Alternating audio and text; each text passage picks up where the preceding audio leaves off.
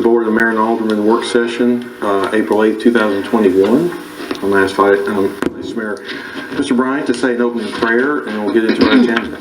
Let us pray. Lord, we thank you for this time to come back. Lord, we just thank you for your blessings. God, we just thank you for the rain you send us. We thank you, God, we thank you for the things that we don't even think about a lot of times. Thank you, Lord, for this beautiful time of year we have, springtime. Thank you for the community we live in, Lord. We just are very thankful for our community. Pray, God, that you would be with our city. Pray, God, you'd be with all our employees, that you will keep them safe. God, we just thank you for the county we live in, the state we live in, God. Just pray that everyone that works in all our departments, Lord, that you just take over, just look after them, take over them, take them in under your wings and look out after them. God, we just pray that you be with anyone here that might have a special prayer request that's unmentioned. Lord, we just pray you be with them. God, we just pray that as we go through this meeting, we would do it in your will. Thank you for the food that's been prepared this morning. In Jesus' name, amen. Amen. First, we'll go into review of the March 4th, 2021 work session minutes. Does anybody have any additions, deletions, corrections? If not, we'll enter those into record. We'll go into requested reports, action requests, Barge Design Solutions quarterly report. We have Lauren Gaines via Zoom. Lauren, can you hear us? I can. Hi, everyone. Can you hear me? Yeah, I think we just need to, on our end, we need to put the volume up a little bit, but. For people in the back. I can. Okay. I will share my screen. I'm a little bit soft-spoken, so tell me if I need to speak louder. But hi, my name is Lauren Gaines. I work at Barge Design Solutions, and we are fortunate enough to be working on 3 projects with the city of Fayetteville. And I'm going to briefly go over those today, and let me know if you have any questions. Okay. So the first project is the Fayetteville Greenway Phase 2 that's shown right here. And currently we're working on a NEPA reevaluation with community development partners. We're awaiting a response from TDOT Ecology. And once we have that, we'll resubmit or submit the final NEPA evaluation. And everything should be good to go to construction. We can dust off the plans. We have the plans and the cost estimate submitted about a year ago. So we should hopefully, as soon as we hear back from that, go to construction and be able to advertise the project. This second project is the 3rd phase of the Fayetteville Greenway. And we were fortunate enough to come down to the city in early February and meet with the staff. So what you're seeing here is we're currently going through the environmental process on this project, and we have mocked up 3 different alignments. And we will choose an alignment depending on what the city likes best and also what we hear back from environmental departments. If someone says that they're back in the area or there are water features that we need to miss, we'll try to miss those once we hear back from those departments. We have about a 30% design done, and so once we submit an environmental document, we will turn in preliminary plans to the city to review and to the state. And then the final project is the Fayetteville soccer fields. And so it's my understanding, I was told that there is a ribbon cutting today. Hopefully the rain won't deter that. And then moving forward, just construction on that project is getting started.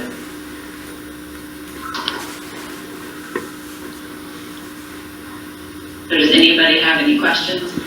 Lauren, I have a question on the phase 2 on the cost estimate. You said the cost estimate was a year ago, so we've seen on our other projects tremendous jump in cost once we go to bid, just because materials are going up, and that's not unique to us. That's just a trend nationwide. So do you have a percentage you may know we may anticipate larger than what you may have estimated a year ago? So what TDOT has been seeing in large metropolitan areas is about a 3 to 5% increase per year, but that is their best guess. Okay. TDOT does not require that we return in a cost estimate, but we can definitely do an updated one for the city if they wanted to see that once the environmental document is complete. That way it'll kind of give you an idea of how much that number might go up. I think that at the board, I think we need that because we're having between our internal projects, what we've seen recently is, quite a bit higher than what we, it had originally, our other engineering firms had estimated. So, and that's just, like I said, something's going on everywhere. So I think that's something we would like to see, especially since we're getting closer to phase 2 than phase 3 on actually going to bid and getting that project enacted. We will add that to our list and we will get working on that. I'll email Scott and see when he needs that and we can get that to you. It's not a big deal at all. Okay. Yeah, because we're about to go into our budget process for next year, and there's a good chance that if everything comes back okay on that ecology, that we'll be going to bid in the next budget year. So, any other questions of the board?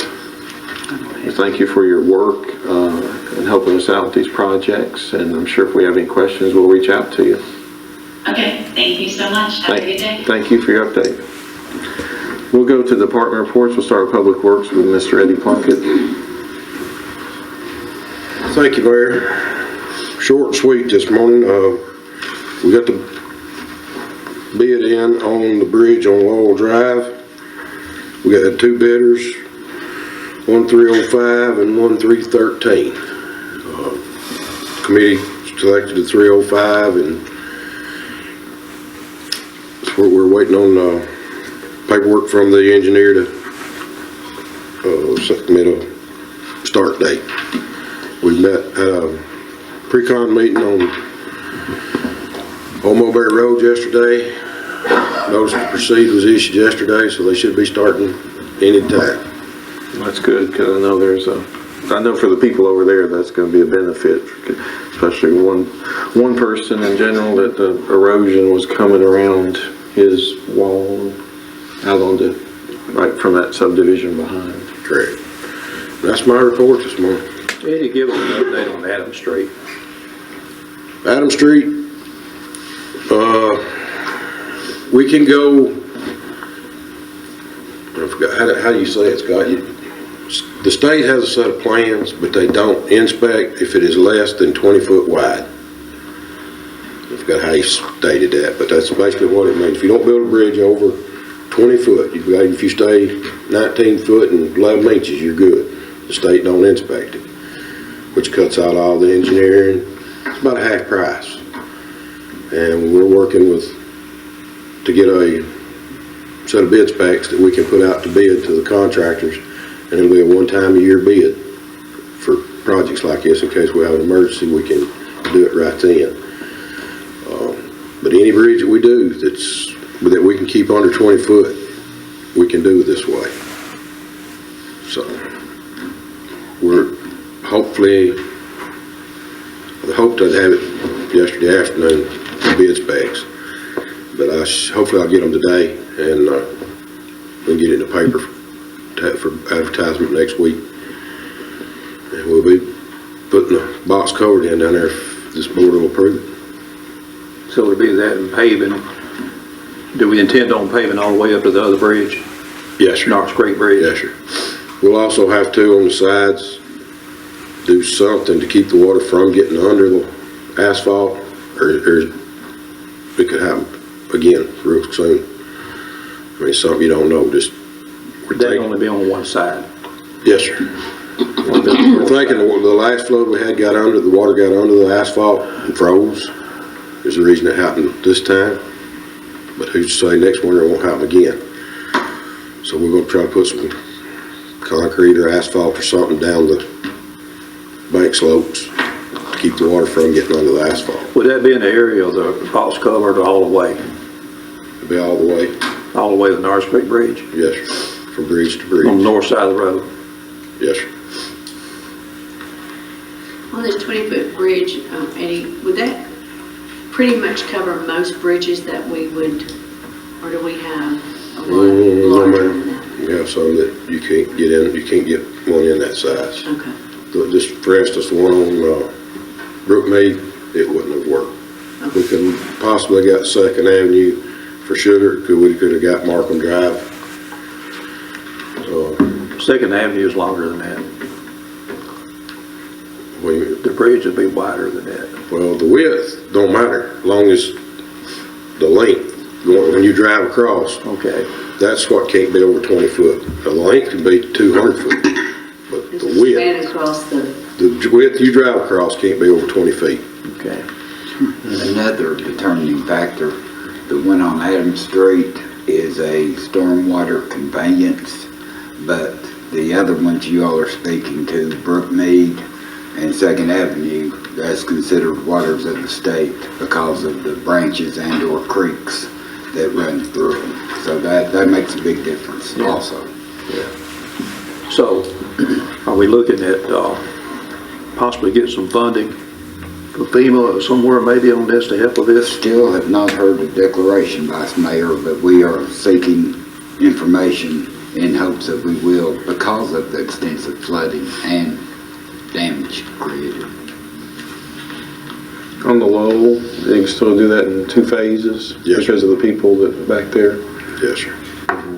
We have no other way to detour, so we've got to keep one lane open at all times. And also in the past, Eddie, about this time of year, we've had a week where the city people could dispose of some things that you normally can't get picked up, like paint cans and stuff like that. Are we doing that anymore? When we quit that 2 or 3 years ago, we just went to picking everything up anytime Okay. they put it out. Gotcha. Except for construction materials. Construction material, dirt and rock, about the only thing, shingles, about the only thing we don't pick up now. Okay, all right. Okay. Anybody else have any questions? Thank you, sir. Yes, sir. We go to police, Mr. Richard Howell.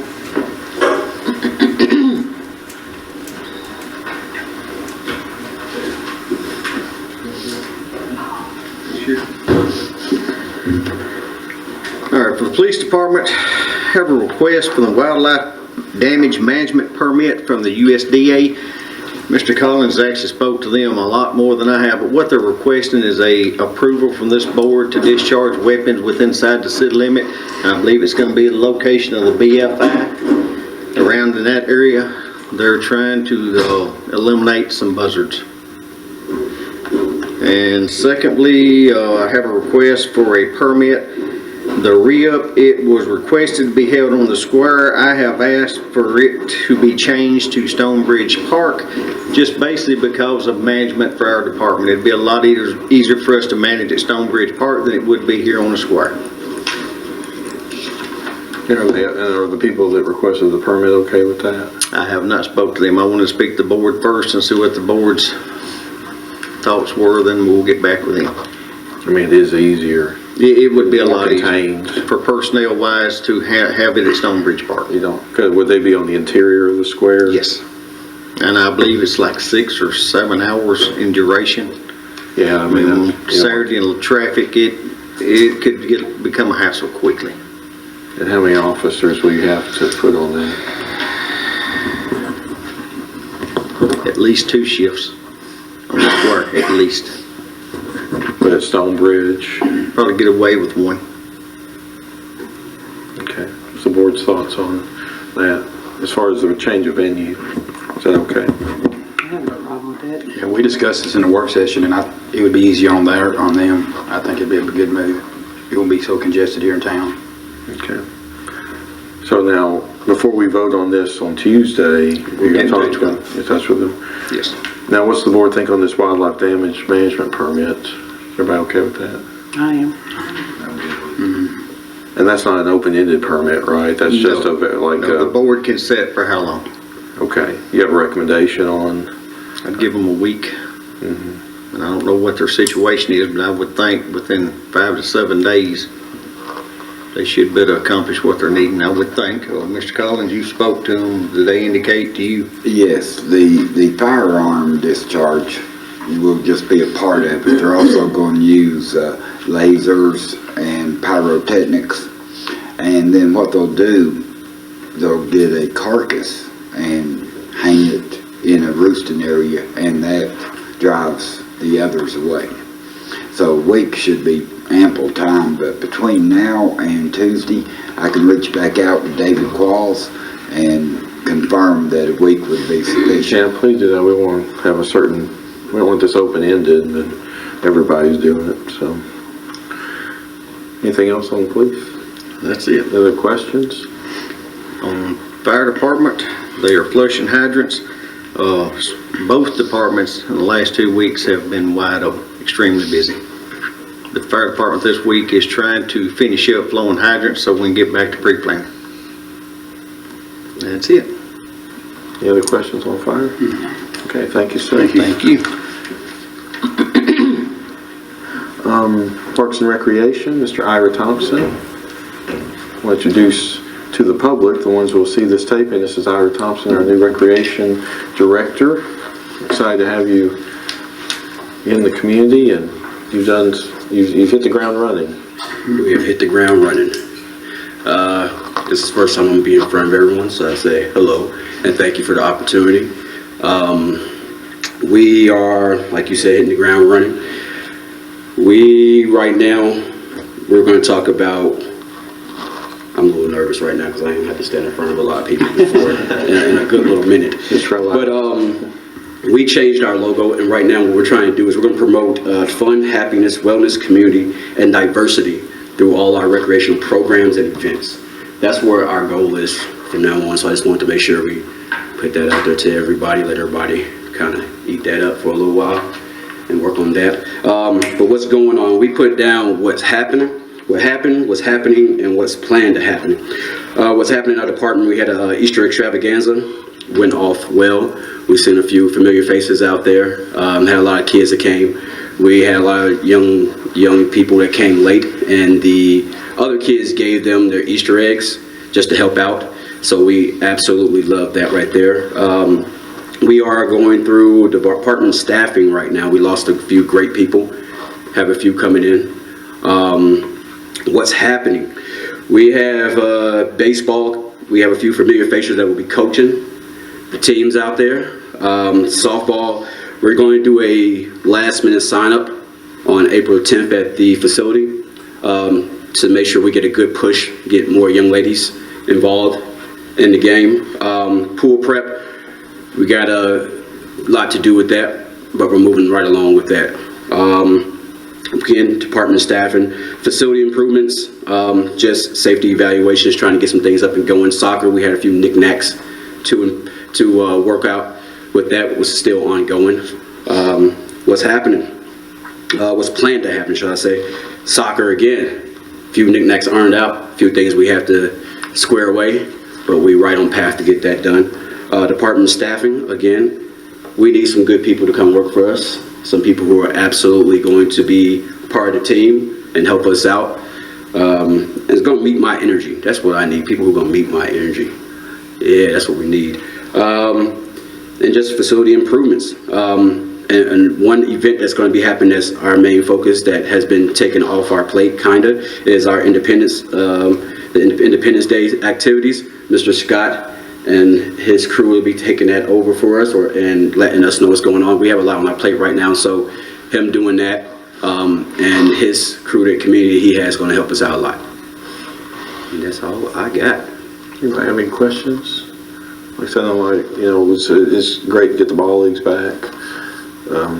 Mr. Collins and I will be going to war between the 10 and under, but that's good, So, then the soccer, like you said, we got the soccer kinks worked out. I think they're going to be drafting some players next week. Yes, sir. And then the softball always drags late. That's just for some reason. It's always been that way for years. So we don't want to give up on that. But we want to encourage that, we're recreation ball. Absolutely. And we want we want to be competitive, but the purpose of that recreation is for those kids to learn the sports they're playing and the fundamentals, and then when they get into middle school and high school, and they can take it from there. So, absolutely. But anyway, so unless anybody has anything else, just welcome. Go ahead. Speaking of soccer, you're back with AYSO or? Yes, ma'am. We decided just to take that turn back, just until we are able to, if we decide to go a different route, we want to take the time to get everything ironed out and know the facts and have our bearings straight, and have the other coaches know that's where we're going to go. before we go independent. And while you're here, so at Finance the other day, we talked about the reinstatement of the program coordinator position. Yes, sir. That we basically, in this current budget, pulled the money out, and we presented, you have a cost in front of you of what that position would be. We, at the Finance, moved it to the board, endorsing, bringing that position back, and amending the budget to include that for the rest of the remaining budget year. So the board's good with that. We'll take that to Tuesday night. And then we'll do your oath of office on even though you're on the duty, but we'll get official. All right, appreciate that. Thank you, sir. Thank you. Go to the planning codes, Miss Christy Gentry. Christy not here? Mayor Christie's in training Okay. this morning, Okay. but she has submitted a written report, and I can answer any questions as necessary. And we also have Tom Batchelor here that can assist.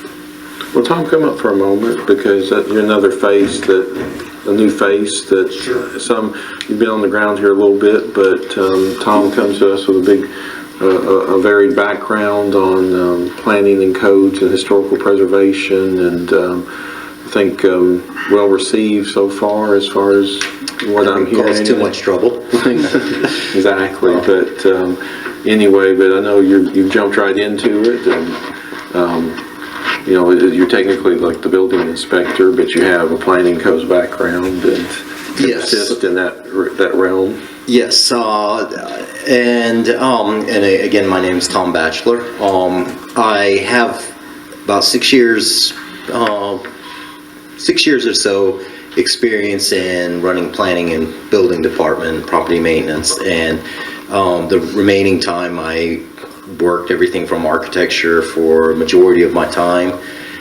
Did a lot of preservation work and stormwater management, any type of environmental critical area, which is a protected area with rivers and non-tidal wetlands. Did a lot of enforcement activities from building to property maintenance. So have a lot of experience troubleshooting. Good deal. Good. Well, we're excited to have you and your experience, and like I said, we have a lot of projects that you can add that wealth of knowledge to. Yes. So, Thank you very much. okay. Now I know this is planning codes, but I'm going to ask Chief Howell to come back up because of just talking about this chicken ordinance. The discussion ordinance 10102.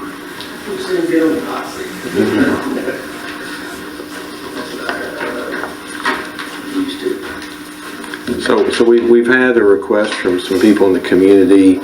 I mean, you know, let's be honest, some people have chickens and they're not supposed to have chickens, and then some people have chickens.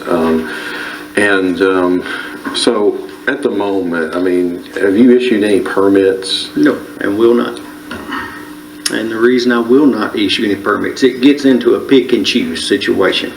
I'm not going to do that. Another reason I do not want to do it, let's face it, there are those, and I'm not a veterinarian, but chickens, they say, can give off some type of disease. I'm not about to sign off on a permit and then someone becomes sick and turn back on me. So no, sir, I have not and will not issue any permits for chickens. Okay. So basically, Johnny, Mr. Hill, our attorney, we kind of catch us up. Basically, what we talked about is there's a request for modifying to have some level of people have like a certain number of chickens as far as being inspected in coops and everything. And what I think the guidance you talked about is researching this for another month or so. You want to go ahead and speak to what you know? We looked at this 5 or 6 years ago, and I think we had drafted and redrafted potential legislation, and then it didn't move forward at that point. So what I basically did at that point was look at ordinances from a number of other municipalities, just try to take the good ideas out of them and apply to Fayetteville. So I have a draft from before if the board is interested in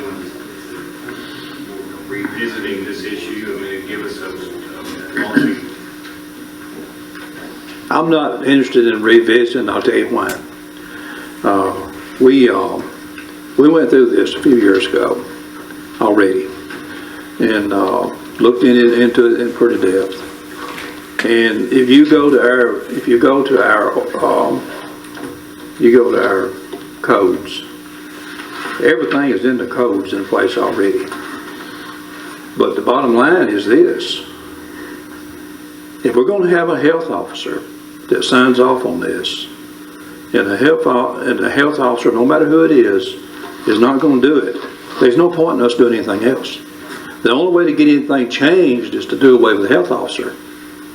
And I'm not for doing away with the health officer, period, because we depend on the health officer for guidance on health issues. And it puts a health officer in a terrible, terrible shape. I mean, it puts that health officer, whoever it is, it puts them in a position where they're making this decision that's not going to make some people happy. And they know it's not going to make some people happy. So I'm not for removing the health officer part of this ordinance. So we can change this ordinance from now on, from now to the end of eternity. Well, there is no end in eternity. I misspoke. We can change it and look at it and fiddle with it and do whatever. If the health officer is not going to sign off on chickens and pebbles, we can change whatever we want to. And the only way that you're going to make anything happen is do away with the health officer position. And I'm not for that. Period. Other thoughts? On this issue? Is this an issue that has to fall on the health officer? In other cities, does it always fall? I don't care what other city does. I know what our city's doing. Our city, we went through this back in, I don't know, it's been 4 or 5 years ago. We went through this in detail. About 5. And the more we looked at it, you have certain, hey, I understand chickens. I was raised with chickens on the farm. We had eggs, we killed them, we killed our chickens. I'm a farm boy. But I live in the city now. And we've got a health officer in the city position. And it doesn't make any difference to me what any other city does. It doesn't make any difference. The only way we can change every code we want to in here, as long as that health officer stays in this as a safety net for us, we can change whatever we want to and nothing ain't gonna happen. We're wasting our time. And I don't want to make anybody mad because I'm a farm boy, but I can't help it. The codes is the codes, and if you want to do away with a health officer and not have that safety net for us as a board, so be it. But that's the only way to do it, and I'm not for it. What you're speaking to is there's a recommendation to move it to codes and enforcement and away from the health officer. That's one of the proposals. I'm not for it. I'm not for taking the health officer out of the equation because it's a safety net for the board. It was put in there for a reason.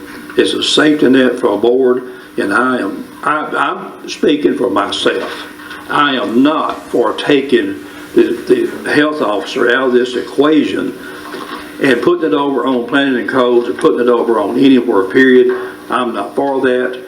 The only way to do that is to take the safety officer out of the equation. And I guess he'd be glad to get out of it, just tell you the truth. But it would leave us in a position of somewhat of a liability. And I'm not for it, period. I like chickens, but I'm not for taking that off. I am not for taking, I don't care who it is, the health officer. I am not for taking that out of there.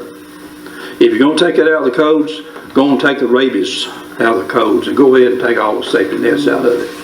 Do away with those safety nets and just do whatever you want to do. I'm not for it. I agree with Alderman Bryant. I was raised on a farm with chickens and eggs. I didn't like them then, and I'm not a big fan of them now. But, we do live in the city, and having a health officer over this protects all the citizens because these animals are livestock. They do carry diseases and mites and different things. So I think in a closed-in city, it's, puts us more in danger. So I think the health officer is a very important part of this. I'm totally against it. The people that I speak to are not for it. They say, if we live in the city, we don't want this. So, that's my stand on it too. I'm for leaving it like it is because of the issues that led up to having this in the first place. It'd be pretty hard to regulate if people stepped outside the codes. So how are you going to enforce it? So I can need to tell you take that something off. else too. It's a lot of these folks think a lot of the chickens, they Right. almost fist fight you over it. right. I've encountered that multiple times. And I understand that. And I understand what this causes is to put a lot of pressure on whoever the health officer is, because they're having to make those decisions based on what they probably could care less whether they got chickens or not, but they're making that decision based on safety issues and whatever, and maybe there's not any safety issues. The codes is in place. The codes is already here. It's not like our code says, but there are certain criteria in our codes. The safety officer is one of the safety nets for us as a board in our codes. I would not want to be in that person's position. We ought to be proud we've got somebody willing to do it. And I'm not for doing anything with this, because we got into this 4 or 5 years ago, and we spent about 5 or 6 months on this, didn't we, John? And we went on and on and on and round and round and round. And in certain parts, people in certain parts of the city would like to have the chickens, and I'm not anti-chicken, but other parts of the city don't want anything to do with the chickens, but your code covers the whole city. I mean, you can't, if you remove your safety nets or whatever, it means that you can do this in whatever part of the city anybody might want to do it. You just kind of open it wide open, because it's got to be the code for the whole city, as it should be. And having gone through this for several months a few years ago, I'm not for going down that route again, because nothing is going to change unless the safety officer here is done away with. That's the only thing that can change this. I'm not for doing away with that safety net. Period. Also, Mayor, I think the public needs to understand, this is a city code, and our employee in this city sends out these letters to enforce these codes. And that person gets a lot of flashback, hard feelings. People are ready just to string them up, but they're only following the rules on the books. Correct. That's correct. That's right. That person didn't make it up and No, just say, that's right. I'm going to choose you and you and you. It is the code. Correct. So we have to follow that. In a defense to her as well, I want to clarify, as I said a moment ago, she knows I will not sign off on a permit. She knows that. Some may not like it, but I have to explain to you why I will not. I'm not going to accept that responsibility. It's too risky. And I'm not willing to accept the responsibility as a board member without that safety net in there for our board. Mayor, could you explain why some people in the city do have livestock? You know what I'm talking about, as far as because they're... Some are grandfathered in. That's exactly right. Some are grandfathered in. Some properties So- are grandfathered in, where you see cows. One example's down in Washington. You know, some of that's grandfathered in. Yes, it is. Some We have, and probably more than that, I can think of 3 or 4 at the top of my head that is allowed, but there's not many. Yeah. But they can have. That's correct. I think a lot of people live in the city because they want these regulations. I mean, on a farm, there's chickens, cows, all that, and can be habit. People don't want a chicken coop in their backyard in the city, so I think that's the reason most people choose to live in the city instead of the county. So People don't want the people. I know people don't want the rooster. The rooster. So. Well, I think the discussion, the things that some people got the emails, and I, of course, got some as well, is some of them were talking about the kids in 4-H being involved in agriculture and stuff like that. And I can understand the rooster side of it. I don't want one waking up anyway. I do got a dog waking me up anyway. But speaking of, I wanted to look further into it, but I'm all on board whatever everybody decides to do. But that, my opinion was, I wanted to look more further into it because of the 4-H standpoint. But no, I do not want to put more on our safety officer's plate than he already has. And that's where the whole kick is right there. It's, I mean, you could take the safety officer out of here. Well, we got to work. We got codes that would work, but you take the safety officer scenario out and it would work. But that is a safety net for this board puts a lot on that safety officer. They don't get paid any extra for that at all, period. They're just willing to do it or whatever. And I am not for putting that, I'm not for putting this board in that position where we do away with that position. Will we have to put out some kind of notification if you have chickens? Or I've even heard piglets and different things that people have. We had one situation a few years ago where somebody had a pot-bellied pig, and we had to, it was a pet. And somehow there was some law that said that that could be a pet, even though we disagreed, right, Chief? As a matter of fact, we had, about the same time, we had two individuals, one with a pot-bellied pig and one with a hog in the backyard. And a horse in the house. We had a horse in the house sometime. Absolutely. I love these chickens. There's a Hedgemont, I know where that was. Yeah, we had a horse in the house, so. There's a Hedgemont. But you know, to a point, and I mean, people wouldn't normally do this, but you know, we've had situations in the Humane Society with animals, cats and dogs are bad, like the hoarding situations. You know, dead carcasses and malnourished and stuff. And so it isn't, you're not trying to hurt the people that just want to have a couple chickens for their kids and a couple coops, and they'll keep it clean and they'll comply and whatever. But then you got the other extreme where somebody's going to have a business in their backyard, and it's going to be all the way. One of the problems that I've foreseen that we can run into, you mentioned dogs, so I love dogs. But we've encountered situations, an owner has 20 or 30. What do you do? No, we talked about that too. I mean, we went around the gamut on that codes of, do you limit the number of dogs? Because you have some that breed, and we used to have some that would walk the 20 dogs up from Mulberry to the square and back. And so we run the gamut. There was a former alderman, not here, but Mr. Bryant and myself, we ran the gamut on that codes. We talked it out. We did it for a year, really. Oh, it was over a year. Yeah. We went through these codes in a committee, ad hoc committee for way over a year. And we went through here and we really updated a lot. We looked at this as we went through, and we looked at just about everything as we went through. But then too, you know, we had a problem with fox. Not anything we do about the fox in the city, because I mean, there's laws, you can't shoot them. I mean, you can't discharge a gun. But there is a lot of fox in the city. I'm a farm boy. The more chickens you got, the more fox you're gonna have.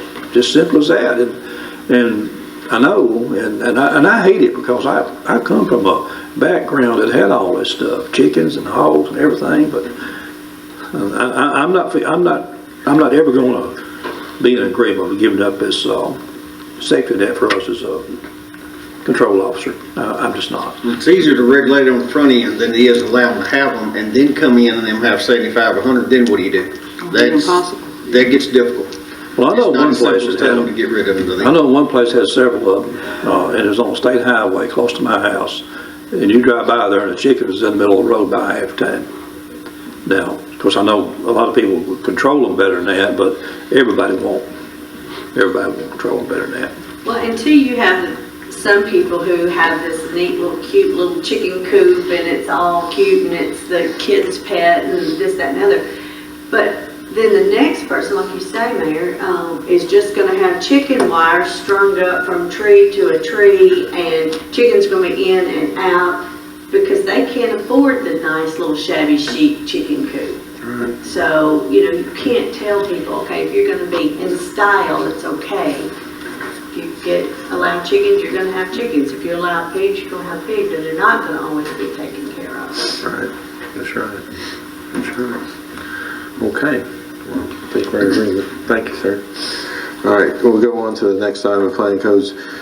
In finance, the other day we spoke about vehicular directional signage.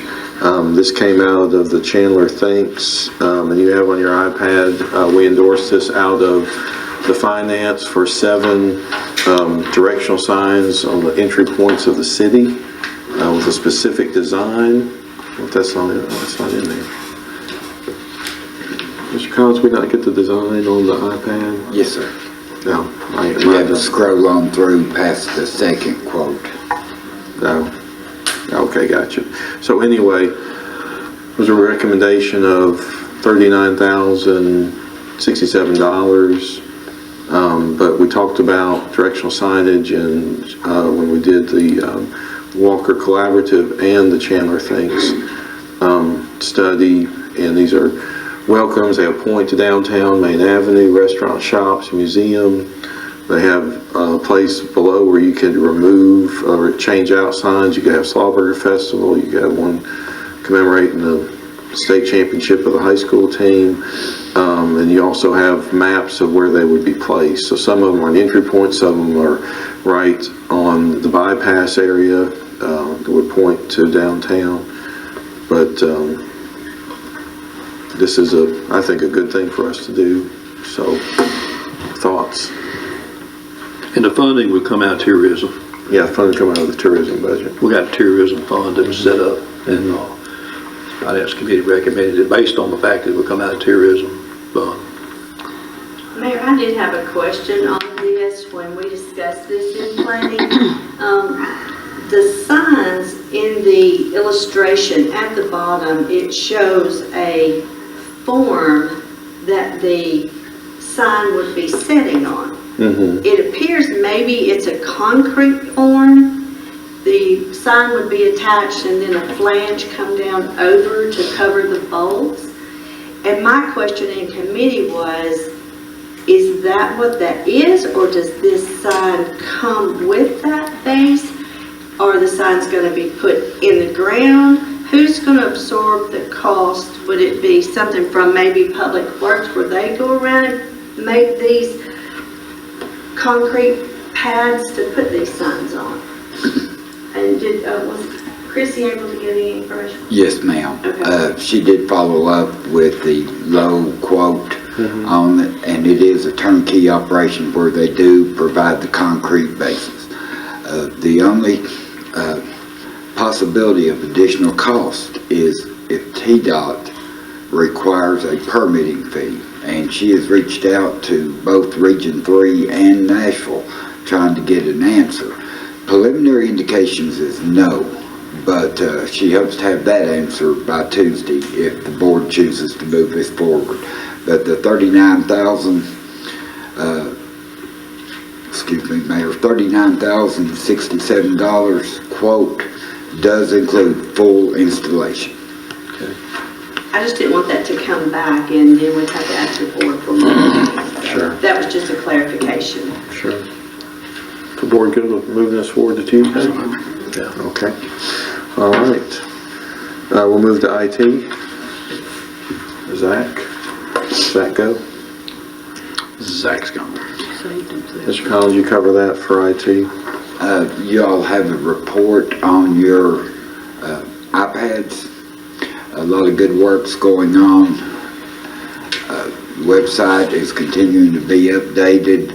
We're hoping to get the tourism changes in and continuing training with department heads and their designees to keep the information fresh and relevant. And unless you have any questions on his report itself, that's all I have at this time, Mayor. I got a question on this parcel data situation. Mr. Hill, have you been, okay, so on here it says discussions with Mr. Hill. You want to discuss this? We've been, it's been traditional in the past that we have received parcel data from the county for our IT planning and codes department. It was never an issue. And we got in a situation where we had agreement with the county on some Esri software. And then we decided not to renew a year ago, or maybe almost 2 years ago. And so there's a statement here that says basically since we did not renew, that we shouldn't receive parcel data now from the county. Right. Initially, I was contacted by Jerry Taylor. Jerry indicated that this was information that he had been getting his whole time here with the city, so that obviously predates this more recent agreement with the city and the county over the software. And my understanding from Jerry was that 2, 3, 4 times a year he would take a thumb drive over to the tax assessor's office. It takes about 15-20 minutes for them to download city parcel information that then he would bring back to the city, and put into our system. And I think this information is available other places than the county, but obviously walking across the street with the thumb drive was the simplest thing to do. So I did reach out to the county attorney, and we've had several discussions. Yesterday, I got an email from him proposing a meeting with Mayor Newman, the county attorney, and me. This afternoon, he gave me 2 different times. I told him which one was better, but I'd make the other one work. I hadn't heard back from him before I left this morning for this meeting, but as far as I had a meeting this afternoon with the county attorney and the county mayor, and my last conversation with the county attorney sounded like they were pretty dug in to not give us this information going forward, but I'm hoping I can impress upon them that this is information we've been getting long before this agreement, and remind them that we're paying part of the cost of the appraisal of city properties, which I think gives, let's say it's a right, gives us a right to have it, but I mean, I think that ought to be taken into consideration as to whether they ought to be sharing that information with us or not, since we are sharing with them the cost of assessing the city properties. So, Now, that comes out of the tax assessor's office, right? yes. Now, before we made this change, we made contact with the tax assessor that was in at that time, Mr. Braden. Mm-hmm. And Mr. Braden assured us that if we dropped out of that agreement, that it was his opinion that we had the right to that information anyway. We'd always been getting it anyway before. And as long as he was tax assessor, unless he was overridden by someone, that we would continue to get that. Of course, he didn't run again, so I think that kind of threw it into a limbo, but it was his opinion that he wouldn't have any problem with us to continue to get that because he felt like we was due it. And the fact that we always got it before this agreement and now we don't have it after the agreement is obvious what the problem is. So hopefully you'll be able to work something out.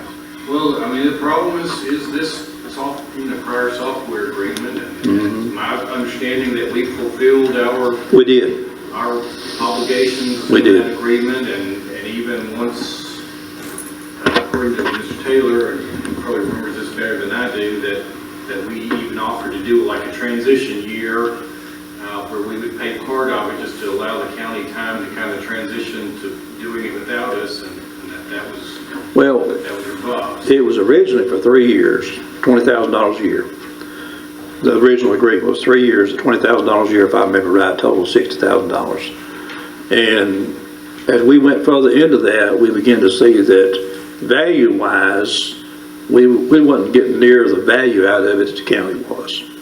It's my understanding that Mr. Neiman was going to try to get the county to do a different formula, maybe where they do 75%, does 25%, something like that. Obviously, that didn't work. So, and I think we did give some extra time instead of just stepping out of it. I believe we gave some extra time for them to try to work something out, and it didn't happen. The best I remember now. I don't have any notes on that, but this is what I'm remembering.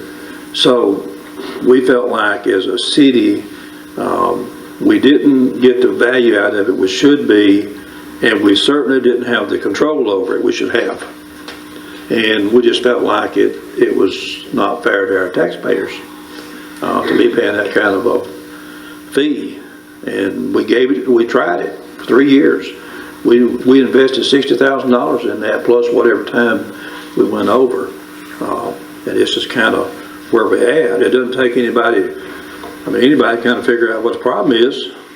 If we was getting information before, and it always got it, we was due it, and now we're not getting it because we dropped out of that agreement because it wasn't serving our taxpayers well. And now all of a sudden we're not getting that information. It don't take much to figure out what's going on. So maybe there's a third party involved too, because when we had that DESRI agreement, 911 was involved. That's right, it was. So we give money, we the taxpayers give money to 911. There's a 3-part funding mechanism for 911. Right. There's a county, and then there's the city, and then there's then the other part's what they call the district, which is that little charge everybody gets on their phone bill every month that funds 911. So there's a third component in there as well. And so, but, I mean, there was nothing in that agreement. I mean, the intention was to share all data, but that shouldn't be a penalty now because we did something different. I mean, if the county had done the same thing to us, I wouldn't hold it against the county. If we had stayed in and they had pulled out, I wouldn't recommend we hold against the county and not give them data. But this is taxpayer paid data at the end of the day. And, you know, we're utilizing it in this effort, in the team effort. So my feeling is that they should be sharing the data. Especially since we're contributing, on here it says $12,000 a year for administration over there, so. John, what's our options if they just simply bow up and say, we're just not gonna do it? What's our options? Do we go before, do we take it to litigation? Is it an option? I'm not, it's my understanding that we can get this information, you know, maybe from the state. It just would be less convenient to get it from the state. I haven't really thought about it from the perspective of whether I mean, I have thought about, you know, can we make an open records request for it if it became necessary to do that. Well, I'm assuming we could make an open records request for everything that got over there, public knowledge. But I don't know, I'm not that's your expertise. Hopefully we'll come to having to make an open records request, but I mean, if that's, you know, that may be an option going forward. Yeah, we'll see what comes out of this meeting. I'm still hopeful that, maybe so. you know, look at a bigger picture here. Yeah, I hope so. I hope so. Okay. Any other thoughts? Okay. We'll go to finance.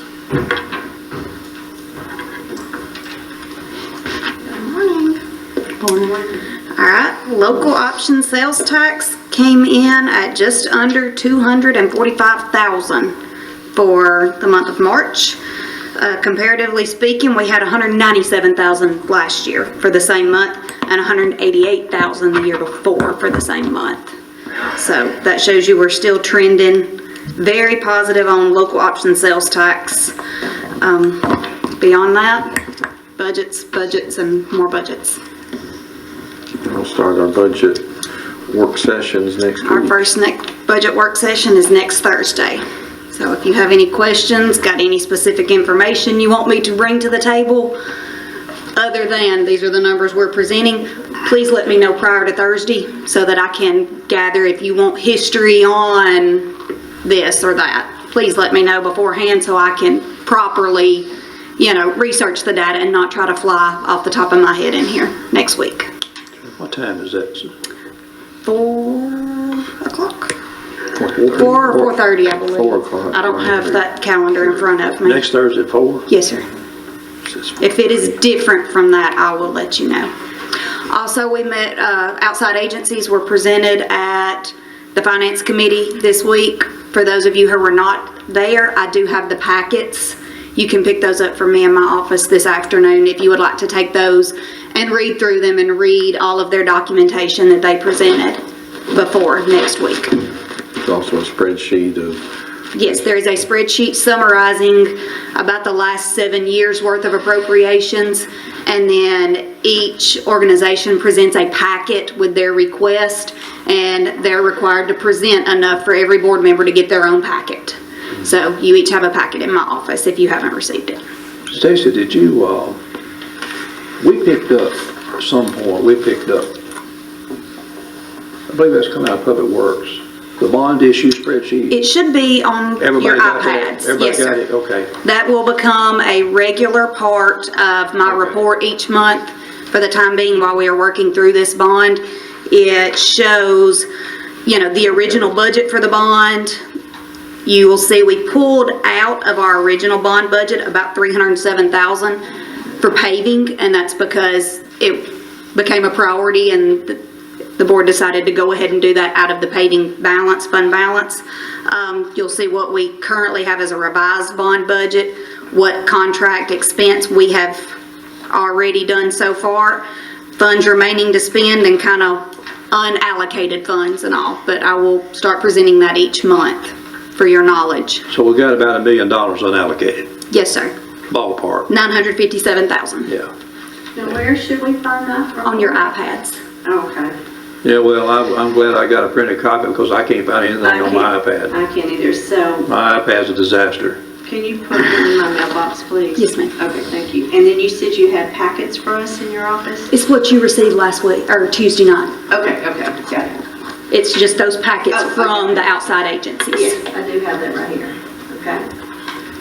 Okay, thank you. Any other questions? Thank you.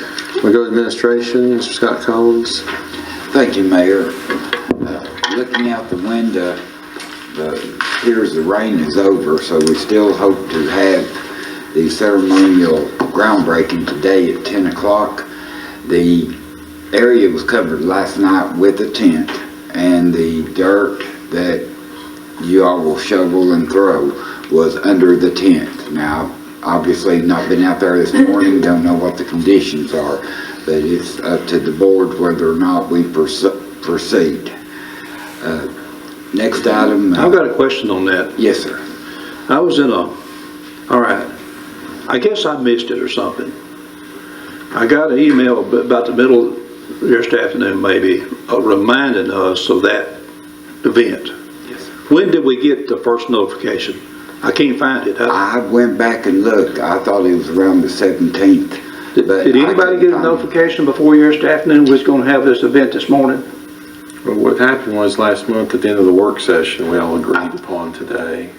And now I haven't got any invitation. I know Michelle mailed some invitations. I didn't, but we all, as a board, we all agreed we were going to do it today after the work session. Okay. So that was the notification. That was in the March, work session. That's exactly correct. Forgot about it. But anyway, yeah, that's what I want to know because Yes, sir. I hadn't seen anything in writing come out before. And I didn't make a note of that, so anyway. I think it would be good if it kind of sent reminders out a little Yes, sir. sooner than less than 24 hours. We've already putting provisions in place, not only for activities like this to give advance notice the minute we know something, you all know something, but also on our minutes from the committees, we're going to start sending them solo 2 weeks before the next committee meeting, just to ensure you all have ample time. And then a few days before the committee meetings when you'll receive the agenda and the full packet. Okay, pretty enough, thank you.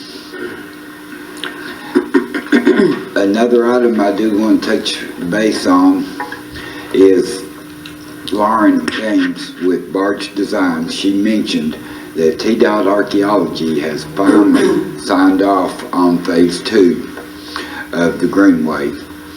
And the only thing holding us before we get to go to bid on it is TDOT Ecology.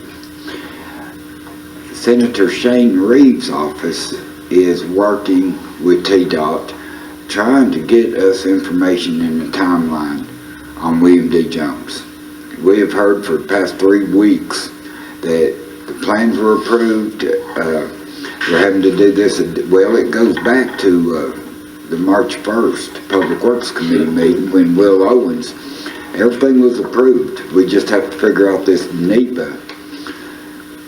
I want to say nonsense, but I can't. But this NEPA process. But last week, he indicated that is being approved. So I'm going to follow up before Tuesday with Senator Reeves' office and just try to get a straight answer. So what is that NEPA? What is it? What is it about? Remember when they said there's a possibility of a wetland? Yeah, wetlands. Is that what that is? Yeah. And I think that's already been dispelled, but we just don't have the paperwork to allow it to go to the next level for approval to construct. Yeah, I remember now. It's a ditch. It's a ditch. And they want to say it's a What we wondered in our committee was, we've been fighting this for 3 years. And all of a sudden, wetlands popped up after 3 years. 3 more years. After So the wetlands must have been there 3 or 4 years ago. Or 17 So why years. didn't they deal with the wetlands 3 or 4 years ago instead of bringing it on the tail end? Exactly. And we couldn't figure that out. So, Mayor, the last thing is the summary of the strategic planning. This is just a goal sheet that was voted on at the conclusion of the strategic planning session. One, present it for your consideration and make sure it is in line with your all's wishes. so where's that available at? Your iPad. I want a hard copy. Yes, sir. Yes, sir. I want a hard, are we gonna vote on that? Nothing. Well, we Nothing normally on that vote, we page. normally vote on the strategic. Yeah, we plan. do, we vote to accept it. So if we're gonna vote on that, I want a hard copy. We'll provide you a hard copy momentarily. I want a hard 5 copy. minutes after this meeting's adjourned, you'll have one. Me and that iPad's still fighting it out. So anyway, it's probably my problem. All we need one, if we're gonna vote on this, have it to look at and refer back to. Well, we need it anyway because we need it to put in our notebooks at home. I mean, we always get a report, Yes, sir. except last year we didn't. So this year we will. Yes. So we need it anyway in order to, for the next year, we fall back on this one. So you're gonna get lost in that iPad. I'm a hard copy. Now, one comment I would like to make, and my apologies for those that cannot look at it on the iPad, but under the goal of maintaining the physical integrity of the city, although this was not, when you put the little stickers up to vote on items, although this was not an item to be voted on, you all have done this every year for the past several years, and that was to increase capital fund based on whatever y'all allocate during the budget process. I took the liberty of going ahead and putting that on there for your consideration. So, yeah, and it would be good for when we look at what we're gonna put into capital funding to have all the numbers of the whole picture, how much we have in each, and we get, and it's available, I mean, that's already Yes, sir. available. How much we have in unrestricted funds, how much we have in restricted, Yes, sir. which they fluctuate quite a bit through the year, so. And we have put, what, 500,000 into capital? Yes, sir. But last year we cut it back didn't. to 250 because of. Because of Yes, COVID. Yes. We didn't know what's gonna happen. yes, sir.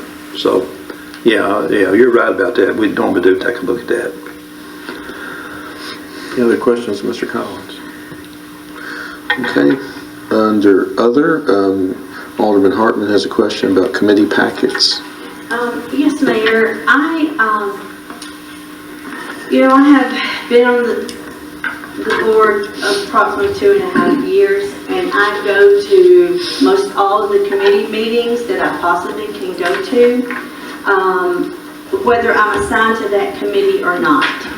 When I first became an alderman, I was not provided the printed materials. So you go to the committee meeting and you just sit and you listen and you have no maps to look at, or no, I didn't have anything to follow along. Even though I'm an elected official and I'm a taxpayer, I got no information. And I thought this was not right because it is a public meeting and we're supposed to be transparent. So I asked for it and I continued to ask for it and I didn't get it. So I reached out to Alicia Hodges with MTAS Legal Department. And she in turn sent me her legal opinion of this. That was November the 23rd, 2020.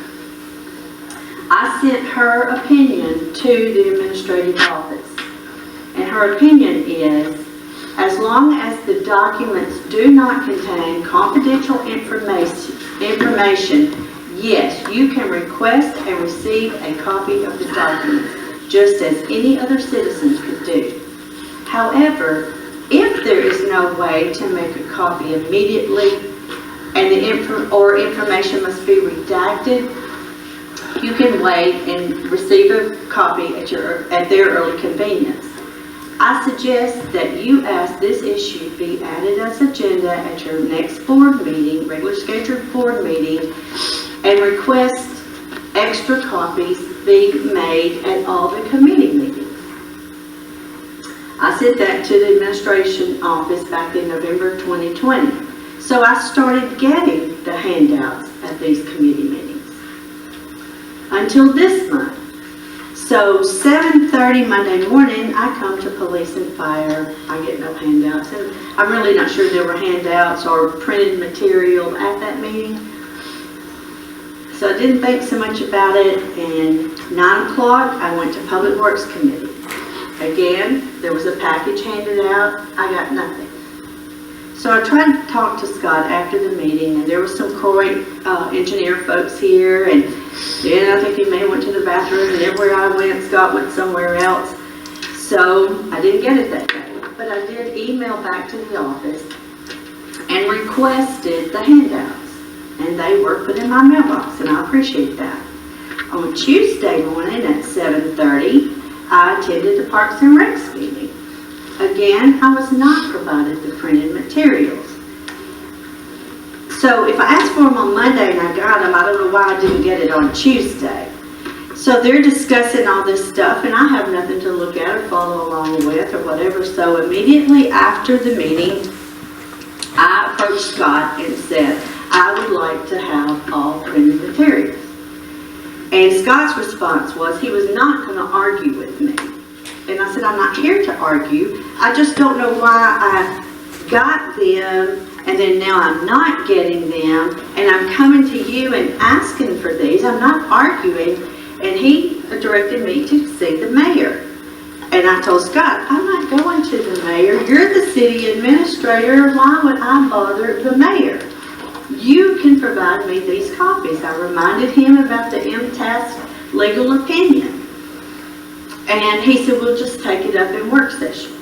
I said, fine, let's discuss it in work session. This is not just for me.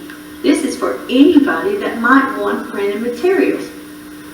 Just like these signs that we did in IT and planning, it has a map in there all over the city where these signs are going to be. That would be great information for you guys to have when people ask, well, where are these signs going? Right now, you may or may not know, I don't know, but it's good to have the printed materials from these committees. So that's why I asked Scott, yes, please go ahead and put me on the agenda because I do want to discuss this. However, they put the printed material in my mailbox, but I'm here today to ask, why do I have to keep asking for these printed materials? I just don't understand. Scott did say, well, we have committee meetings for a reason. The reason is they're public. Anybody can come. Yeah. I mean, I don't know the reason why they stopped. Mr. Collins, do you have anything to inject? Not necessarily. It's been the purpose that the packets, now we've always provided the aldermen and everybody else the agenda and the minutes going into the meetings. The packets are to be, in my view, are to be reviewed by the committee members themselves, and then Alderman Hartman and anybody else that wants information afterwards always get the packet. Likewise, she mentioned the directional signs. Do you all not have that information? It all comes to work session. But now we don't care. I mean, we can just, do you want us to make 10 packets every committee meeting, every meeting cycle? It's not an issue to us other than possibly a cost, but I can have 10 stacks and we can make them up. It's whatever the board decides. It's just always dating back to the history of the committee system. The committee members get the information first, and then it's disseminated out. Well, my feeling is we went to these iPads about 6 years ago for a reason, and I know the board members now are frustrated because we don't really understand why we wiped the iPads, and I don't think anybody got back their iPad they originally had, and I understand a little bit, but the whole intention of the iPad was to get away from paperwork, and my whole thing is the most purposeful thing to do is before the committee meetings is that all the board members can have the information that the committees have, and they can see. Only in planning commission we have to roll out these huge maps. Is it hard to get in there and like zoom in and whatever? But that's my recommendation. And if somebody wants printed materials, I suggest they ask ahead of time. The hard part is, you may go to most of them, and the rest of us may not, and so you don't want to make 10 copies and still have 8 or 9 left over if 2 people show up. I have no problem with any time in my years of experience, if I went to a committee meeting and I asked to see, even if I was sitting in the audience, they just pass it out to me and I'd look at it and give it back. So I've never had any situation where I've been not denied to look at anything that any other committee. I've tried to be respectful of those committee members on that committee. So whether you want to keep asking for them as handouts ahead of the committee, that's fine. But I think we got to push to get more information in these iPads that the full board has. That's my recommendation. Other thoughts? I've talked about all the information in iPads a couple of times now, maybe 3, for all this paper that we're getting. I'm satisfied with receiving what I'd like to have off committee. I'll ask for, because I don't see a need that I would want everything that comes up to every committee, but that's for me. And if I need it, I'll ask before I come to that committee. Other thoughts? I think the iPad's a great idea. I know there's some things on the iPad you open up, it's blank. I don't understand that, but. Well, that's the other thing. If we're going to put a tab, we need to put some type of report in there. I'm the same way. I don't want to see blank pages. I don't get that. And we're not the only ones to do that. But if we're going to have an agenda item, put a sentence or put something with a piece of paper. But I think on Scott's defense and stuff, we don't know who, and she does show up, Donna does show up to all our meetings, but saying that, I mean, if they make 5 copies for the public, nobody show up for that meeting, only her, but I wouldn't make a bunch of copies out of it. Like on the signs, or if you have like on here, we have maps to where they're at, you can always make a couple copies and have that for the general public that are out there, or the media. We're always receptive to the media. Looks like we're open meetings. We're not talking about anything we're going to do behind the scenes or anything. So basically, if any board member requests information ahead of the committee, just get them their copies. But we need to push to these iPads. We invested in these iPads for a reason, and we need to get information to the iPads. And that's going to take out all the, and with plenty of time too. We get a little bit short on like work session because you basically have one day in between finance and work session to get it all uploaded. But we need to get the information as far ahead as we can, and notifications on events as far as we can. So that. Well, I would just like to ask Scott, I want a printed copy of whatever your committee packages are. I was getting them before after I came to you and asked for them. Then it stopped. So now I want a printed copy. I'm a paper person, and I like to refer back to things. Yes, so just make that understood. Yes. Any other business? All right, we'll stand adjourned until Tuesday night.